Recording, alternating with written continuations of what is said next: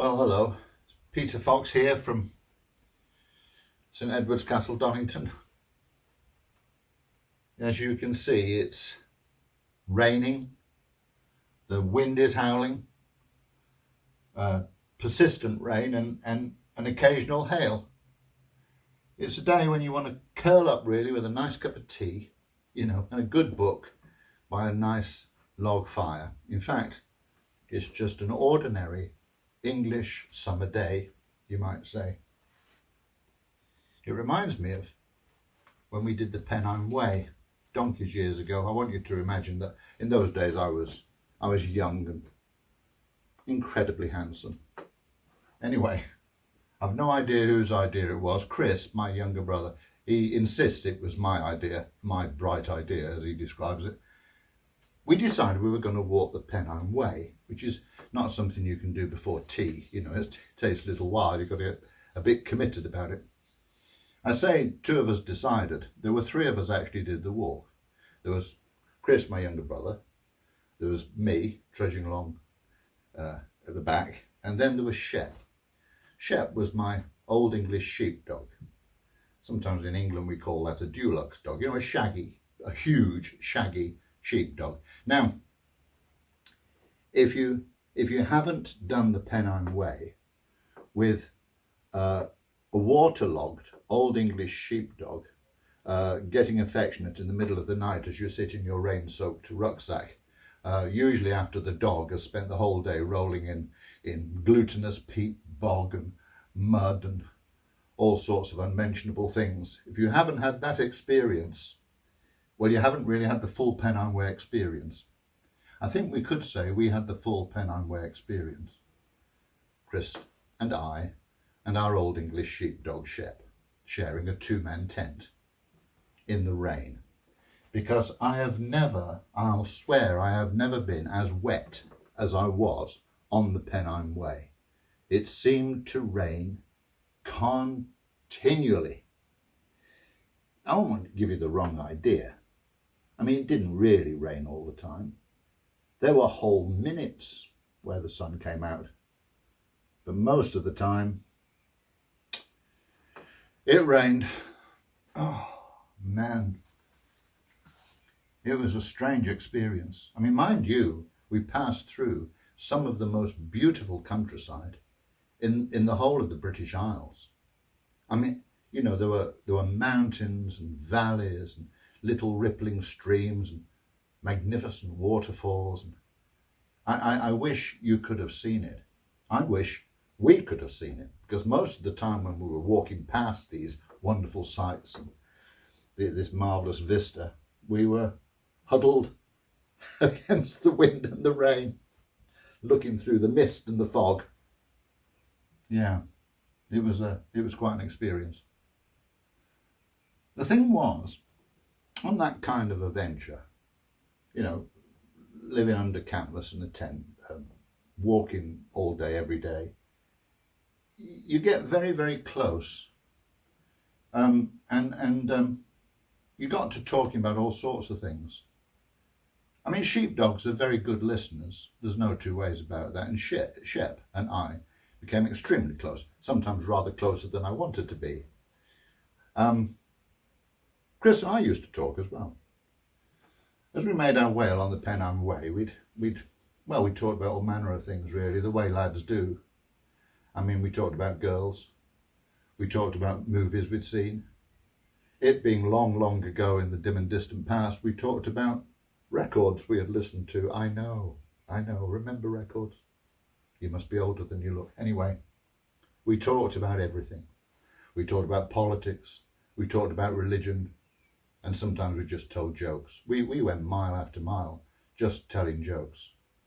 Sometimes in moments of real insanity, we burst into singing as we trudged against the rain, the wind. Not quite the snow.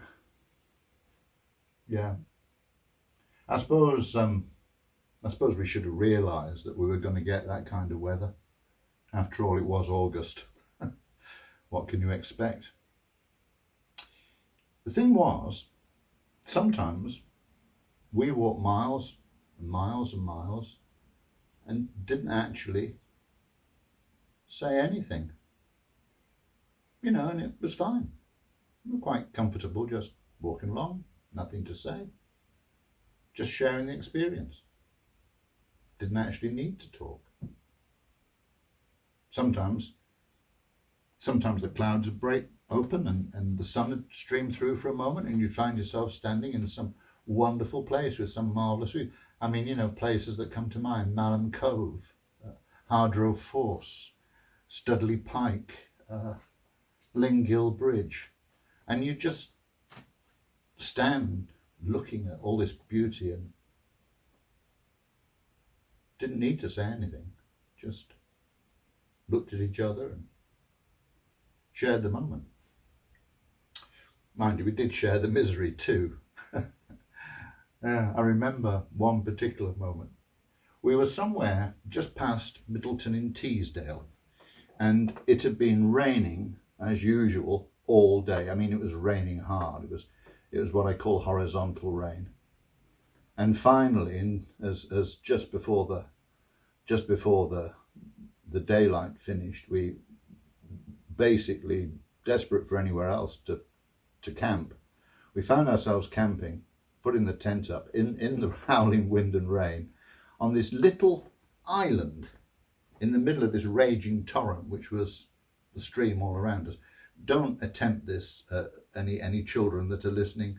This was not camping according to Bear Grylls. This was fox camping and fairly lethal. Anyway, we were in the middle of this little island. We put up our tent as well as we could, and all I can tell you is everything was wet. I mean, everything was wet. Our clothes and our spare clothes and our sleeping bags and our rucksacks and the ground sheet of the tent and the tent, everything was absolutely soaking wet. I know that the experienced campers out there will be saying, why didn't you have all those spare clothes wrapped up in, you know, waterproof bags? Let me tell you, we did. The waterproof bags were full of water.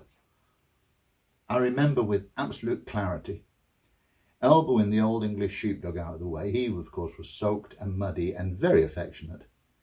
And I can remember sitting with Chris on our waterlogged sleeping bags, peeling off our boots and emptying the water out and peeling off, you know, the outer layers to crawl into these sleeping bags.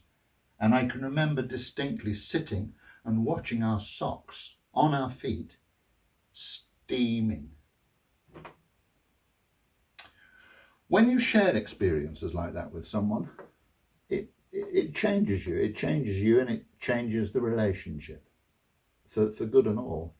You learn an awful lot about yourself, and you learn a lot about life, and you learn a lot about each other.